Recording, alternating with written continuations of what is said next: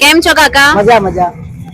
શું કરો છો અહીંયા તમે? વજન કાટો અને આ ડબ્બા ને એવું ધંધો વેપાર કરું. અચ્છા, આ ડબ્બા અને વજન કાંટો, લોકોનો વજન કરો હે ને?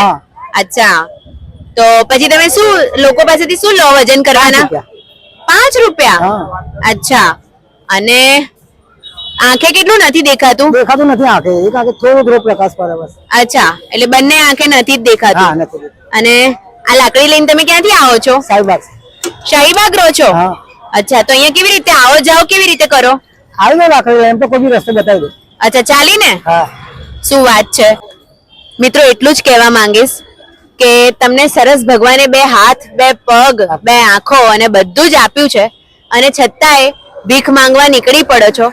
જ્યારે આ ભાઈ પ્રજ્ઞાચક્ષુ છે, છેક શાહીબાગ થી ગમે તેમ કરીને અહીંયા આવીને અને નાનું મોટું કામ કરીને ગુજરાન ચલાવે છે, તો આપણે તો શરમ આવી જોઈએ કે આટલા સારા હાથ પગ હોવા છતાં, ભગવાને બધું જ આપ્યું હોવા છતાં બી આપણે 2 હાથે ભીખ માંગતા હોઈએ છે.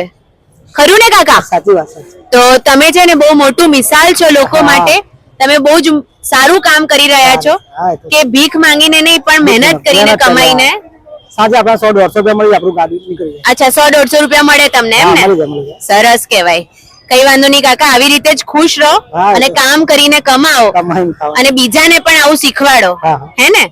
હા, ભગવાન તમને સુખી રાખે. સોનીબેનને લાઈક કરજો ને ફોલો કરજો. ફોલો કરજો. હા, રિવરફ્રન્ટ અમદાવાદ અને સોની